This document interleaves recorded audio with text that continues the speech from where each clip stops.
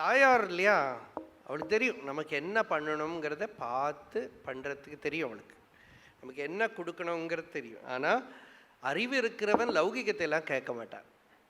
சுவாமி விவேகானந்தர், நரேந்திரநாத்னு பேர் அவருக்கு பூர்வ ஆசிரமத்தில், ராமகிருஷ்ணர்கிட்ட போய் சொல்கிறார், குடும்பம் ரொம்ப கஷ்டமாக இருக்குது, நீங்கள் போய் அம்பாள்கிட்ட எனக்காக கொஞ்சம் பிரார்த்தனை பண்ணுங்க, குடும்ப கஷ்டம் சரியாகிறதுக்கு. அது சரியானால் தான் நான் ஃபுல்லாக இங்கே வர முடியும். அப்போது ராமகிருஷ்ணர் சொன்னார், நீயே போய் கேளு, நான் எதுக்கு உனக்கு வக்காலத்து, நீயே போய் அம்பாள்கிட்ட போய் கேளு. இவர் சொல்கிறார், எனக்கு ஒன்றும் அவள் பேச தெரியாது, அது பார்த்தா பொம்மையாக தான் தெரியுது. அவர் இப்படி தான் பேசுவார், அது பார்த்தா எனக்கு ஒரு பொம்மையாக தான் தெரியறது, நீங்கள் தான் ஏதோ பேசுகிறீர்கள், பதில் கிடைக்கிறது, எல்லாம் கிடைக்கிறது, எனக்கு பார்த்தா ஒன்றும் விசேஷமாக ஒன்றும் தெரியலை, அதனால் நீங்கள் எனக்காக சொல்லுங்க. அதெல்லாம் முடியாது,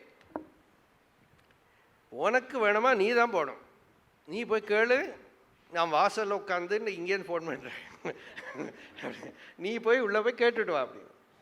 அப்போ இவர் உள்ளே போனவர் அப்படி அந்த சந்நிதி போகிறார். என்ன சொன்னார், பார்த்தா பொம்மையாக தான் தெரியறதுன்னு சொன்னவர் உள்ளே போய் அந்த பவதாரணி சந்நிதியில் போக அவருக்கு அப்படியே சின்மயமாக தெரியறது. அந்த அம்பாள் அங்கே மூச்சு விடுறதா தெரியறது.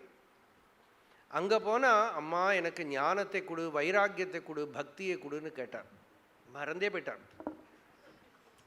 வேலை கொடு, சம்பாத்தியம் கொடுன்னு கேட்க போனவர் மறந்து போயிட்டார்.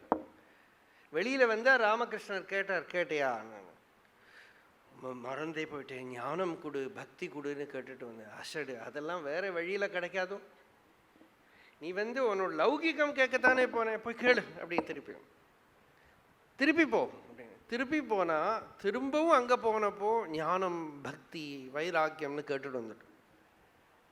அப்புறம் ராமகிருஷ்ணர் சொன்னார், அது பாரு, உனக்கு ஈஸ்வரன்கிட்ட என்ன பிரார்த்தனை பண்ணணுங்கிற ஃப்ரீடம் கூட உனக்கு இல்லை. நம்ம என்ன ஃப்ரீயாக இருக்கோம்னு நினச்சிக்கிறோமே. இச்சா சக்தி, ஞான சக்தி, கிரியாசக்தி ஸ்வரூபிண்யை நம.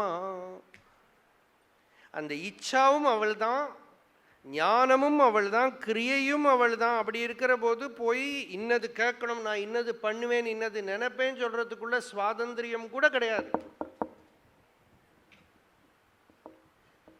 அப்படி இருக்கிறத உனக்கு கஷ்டம் வராமல் அவள் பார்த்துப்பா, உனக்கு எந்த கஷ்டமும் வராமல் அவள் பார்த்துப்பா, ஒன்றும் பயப்படாதேன்னு அவர் சொல்கிறார். அப்புறம்